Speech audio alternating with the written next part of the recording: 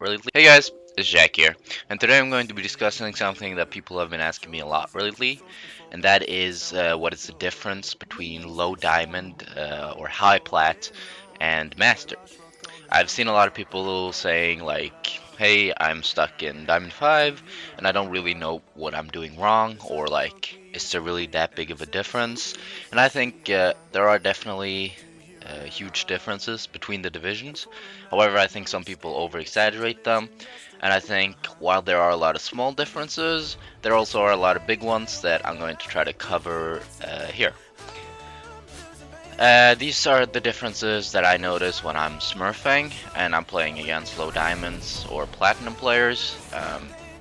They rarely ever outplay me. They apply way less pressure in lane. They don't really know the limits of their champion, you know? So they can't really surprise me in lane, and it's the only way they can ever really kill somebody is if the enemy misplays, which is, I think, is a big part of why many diamond and platinum players are so inconsistent, because they can't make leads for themselves. The opponent has to make a mistake, otherwise they can't get ahead. So they can't consistently get ahead, because if their opponent is not making any mistakes, then they'll fall behind. I think also the overall pressure that they apply is way lower in lane. I'm almost always able to out CS the enemy in lane and just push them in because they're not trading properly, or they either take bad trades or they just let me hit them for free. You gotta remember that like just one auto attack can completely change the lane. Like if you let your opponent hit you for free, you can never out pressure them in lane if they play it correctly after that.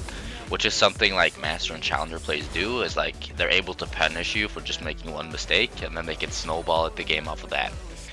I think laning phase is actually one of the points where the differences are not that big. They're pretty big, but I think that's a lot bigger out of laning phase. To me, it seems like most players at high plat / low diamond have no idea what to do after laning phase. Like they make really weird plays, and games last much longer just because both teams don't know how to end the game. And I'm sure most of you know, like platinum is known for its throws, and it's pretty much the same like low diamond. They throw the game all the time. The other thing out of laning phase is CSing. I think the biggest difference, in my opinion, between Master and Diamond is CSing out of lane. In Diamond games, I see that everyone has much lower CS just because they don't manage their lanes properly. A few keynotes to this are, don't go in the same lane as another of your laner. Like if your mid laner is mid lane, don't just go to his lane.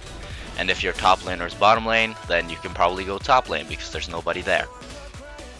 And you shouldn't stay grouped the entire game if you can't make anything out of it, because that means that the two other lanes won't get farmed. So if the other team farms those lanes and you can't really make anything out of the fact that you're grouping, then you're just going to be losing gold.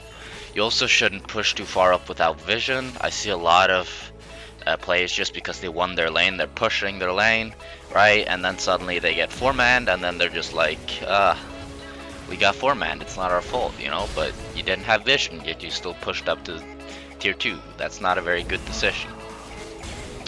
And it's also after 20 minutes, you should just tell your top laner to go bottom lane if it's pushing into the tier 2 or tier 3, so they can't just rush Baron. I've lost a lot of Barons just because I got greedy for bot lane farm when my top laner probably just could have gone bot with TP and then they couldn't have gotten Baron. You should also try to farm the jungle. Your jungler probably won't be happy, but you can probably carry much harder than the jungler, especially later in the game. And as long as you don't do it too much, then it's probably not going to be a huge problem for the jungle. And another trick that I like to do is when I'm farming bottom lane is drag the Krugs out, especially if it's at my tier 2. I don't do it any other time, but if it's pushing into your tier 2 but not hitting the tower, what you can do is drag the Krugs out and then kill the creeps while you're killing the Krugs. And this is very efficient gold wise. It's something that I love to do. And it's good practice for catching your axes too and trying to get all the CS while you're getting as much gold as possible. I think many low diamond players struggle with consistency, as I said, and they often lose their lanes and they don't really realize why. And I think that has a lot to do with how little pressure they're applying. They don't really do the most optimal stuff, you know. They either do it suboptimally or they do it just right, you know. And I think this also translates into a lot of mispositioning in team fights. Like if you feel like your team fighting is subpar, and if you feel like you're always winning lane but losing the game, then it's probably because your team fighting is pretty bad. So you should look at your replays and look at your team fighting. And if you either are doing too little damage or maybe you're dying too much, you can either be too scared. I think at one point I'm playing a bit too scared and just worrying too much about deaths.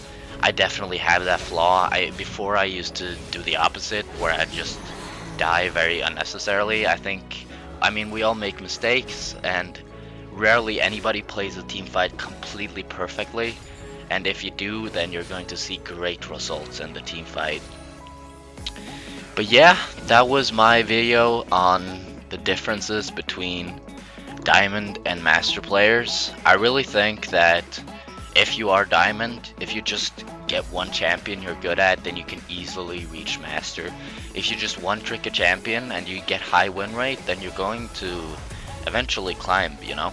If you just have over 50% win rate, then you're going to climb. You need to remember that. You shouldn't get tilted, and remember to take breaks, and then, you know, it happens, but it takes time. You have to be patient. I think a lot of people, they don't see the end result, you know. They just see what's right here in front of them, and that's a loss. But you have to remember that you're going to play hundreds and hundreds of games, and one loss isn't going to affect that as much. Just try to get a good win rate, and then eventually you're going to carry.